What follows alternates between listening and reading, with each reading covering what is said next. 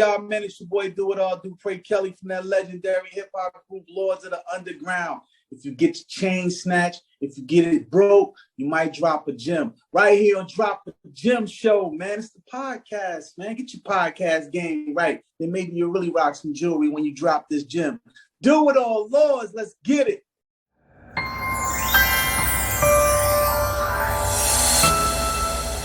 Yeah, you already know what the fuck this is. The most infamous hip-hop podcast on the planet, the Drop a Gem Show. Me, I'm your host, Speak No Evil. Yo, and I'm your other host, LEO, Love Equals Omnipotent, the unstable genius, peace party people on this wonderful Wednesday night. This is Drop a Gem TV, and we're coming to you live and direct with another wonderful episode with the legendary. When I say his name, you're going to know what the fuck I'm talking about. Legendary. Low Tug, Lords of the Underground, Mr. Dupree Kelly, a.k.a. Do It All. What is good, brother? How are you on this fine evening? Salute. Leo, I want to say thank you because you put the accent on my E. Dupree, right. Not That's Dupree. what's up, baby. Yes, Let's hear it for my man. Thank you, man. I'm That's what's good, up. man. Appreciate y'all. No doubt, Word up. man. I just want to say you a legend. I ain't Hell that yeah. much younger than you, but I feel like I grew up on y'all shit. You know what I'm saying? Word up. Oh, man. Appreciate Straight that. up. Respect. Appreciate that. So, yo, we've had a lot of legendary groups, Smith & Wesson, MOP. We had DOS. We've had pretty much every. MOP. Yeah, we've had all of them on All the the show. good So it's All only the good right ones. you get on. But since this is your first time, let's just take it back from the rip. Just cover a little backstory real quick. No doubt. Newark, right? Am I right? Newark, New Jersey. New York That's and right. Jay. Take us Brick through City, Newark. baby. Brick City. You You all pronounce day. it North. N-O-R-K, Absolutely. North. No North. doubt. All day. Take us through that. Growing up, you know, the trials, tribulations, the pros, the cons, the goods, the bads. Tell us about growing up in Newark. Man, growing up in Newark, man, it's a special place. You know, if you from Cleveland, Ohio, if you from Oakland, California, if you from Compton, if you from Baltimore, if you from, you know, you kind of get that same vibe, man. It kind of got the same vibe. It's a small town, a small big town. We got 5 wards. You know, it's about 500,000 people here, and you know, a lot of legends come out of Newark, New Jersey, from Whitney Houston to Redman to Queen Latifah. You know, to Marvin Hagler. You know, God bless the dead. You know, and man, it's a great town, man, to get your skills up in anything that you want to do. You know, it used to be a big industrial town before the riots back in 68 riots, you know, and then it became a residential place that houses one of the biggest ports, the 3rd biggest port in the country, you know, seaport in the country. And we're so close in the proximity to Manhattan and New York City. We're probably closer than the Queensboro is to Manhattan. That's where we But at. we're on the Jersey side, you know what I mean? And shout out to all my Queens dudes, because Queens dudes put laws on. So I always say shout out to the Queens dudes. Sir. You know, and, yeah, the Q, Dusty man. Marley. Definitely. No For doubt. real, man. Shout out to Marley. So, Brick City, man. And we was called Brick City because we had so many projects at one time, you know, so many big skyscrapers like Chicago, you know, and they got rid of those and they made small projects, turned them to townhouses. You know, so that's basically Brick City. It's a prestigious town, man, with the likes of Sarah Vaughan is from here, you know, so it's an elegant, small, big town, you know. And I say small in relevance because we're about 500,000 people here in this just one city, probably about 300,000 on the book. So everybody else is undocumented. Oh, shit. Yeah. Do it all. Yes, sir. Talk a little bit about the hip hop scene in New York and in New Jersey, because I feel like, you know, when we look at the history of hip hop, you know, we always focus on the 5 boroughs, NYC, Long Island, and whatnot. But, you know, when you go out of that optics and you look at New Jersey, you look at Philadelphia, there's so much in the tri-state area, you know, even Connecticut to offer. And I feel like, you know, New Jersey with Queen Latifah, you know, Naughty by Nature, Artifacts, Redman, Joe Buttons, you guys with Lords of the Underground.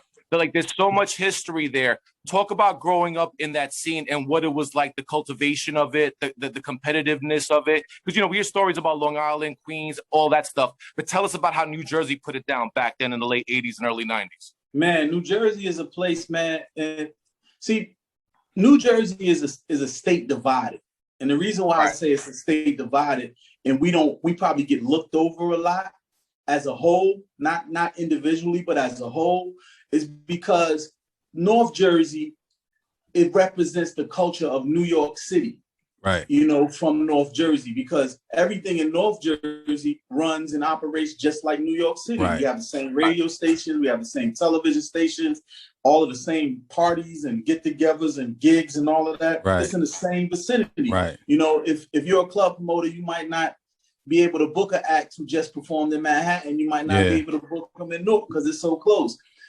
And then you go to South Jersey. South Jersey is a Philadelphia area. It's a Philadelphia market. So now you have a state, that's one state that gets divided because it's pulled between two major markets, Philadelphia and New York City. Right. And because of that, New Jersey is always not getting its props in New Jersey eyes. You know what I mean? Because anytime somebody comes out from North Jersey, they automatically give the props to New York City. Anytime somebody comes out in South Jersey, they automatically give the props to Philadelphia. Wow. So the scene in Newark, New Jersey was one built on lyricism. We always were real amped about lyricism. One of the first sign groups out of Newark, New Jersey was Twin Hype. They had the shirts, no doubt. The Twin Hype. So shout out to Twin Hype. I still see him running around here, Profile Records. That's crazy. Profile Records, man. Right. And then we had Lakim Shabazz. Mark the 45 King, legendary, Tough City Crew, and all that shit. Word up. Yeah, shout out to Mark, man.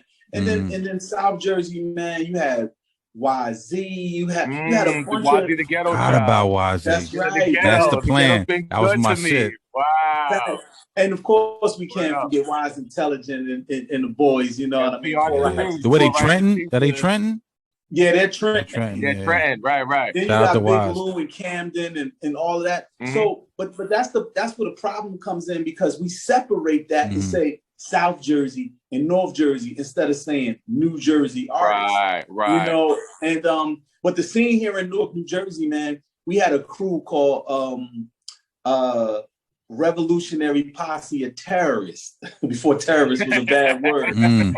RPT no more, right? RPT shit right there, Public Enemy shit. Yeah, RPT was put together by Diesel Don. I don't know if you ever heard of Diesel Don. Diesel Don, the governor. Yeah, that's right. Reggie Noble, word up, Pistol Packing Posse Click. Right. So before then, though, RPT was Diesel Don was.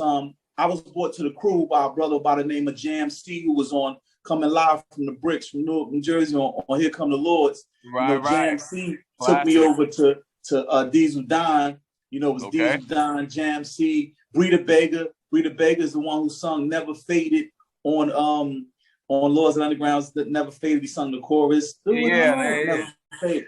So they brought me over to RPT. Redman was my DJ. So I brought Redman into RPT. Introduced him to Diesel Don, the governor, and we was like a Wu-Tang before that was even thought of, you know what I mean? And that's how the scene was going. And you had so many other people like Hassan and 7-Eleven and Big Seven now runs Time to Grind Radio. And, he was just a little child. He was a child rapper. That's why he does a lot with his daughters and all of the other young MCs that he has. So our scene was growing out of it grew the same way that Atlanta scene grew, Atlanta, Georgia scene grew. Like organic. And the reason why I say that is because I was in the game when Atlanta was coming up. And I say we, New York, North, East Coast did not give down South rappers their props because we were built on lyricism and they were on beats. You know what I mean? And we didn't understand. We were a little snobby, though. Let's keep it 1,000. I'm right with you. We were snobby. So shout out to all of the down south rappers, man, because word up. And if I ever was a snob, man, because we were young children, young kids, young teenagers, I apologize. But I don't even need an apology because y'all showed it through y'all actions. You know what I'm saying? Absolutely. So the reason why I say Newark, New Jersey was like that is because nobody gave us our props that we wanted from the boroughs.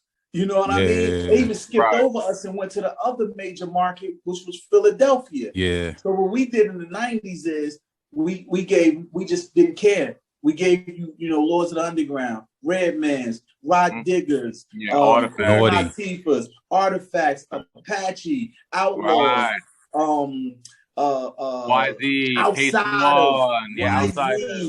Outsiders, Wise Intelligent and Poor Righteous Teachers. Word up. I mean, just so many Fugees. The list just goes on and on and on. Channel Live, shout out to Channel Live, no doubt. So it was just so many people, and these are gold and platinum acts, man. So when people do not mention New Jersey in the 90s, I look at it like, how can you not? I mean, they might mention Queen Latifah. Yeah, because they might mention Queen Latifah because she's on TV every day. Right. Or Redman. Redman, right. But they don't mention anybody else. You have so many gold and platinum artists in that time frame. You cannot mention the 90s hip hop. If you say 90s hip hop is the golden era and it's the best era in hip hop, y'all got at least 10 acts. 10 acts that deserve to be named. At least 10. Yeah. At least 10. For real. So how can you only mention one at a time? Least 10. So that's why we get upset sometimes being in Jersey. It's like, all that we did for hip hop, especially at the time that you say it was the best, and you only mentioned one act. You're right. So, you're right.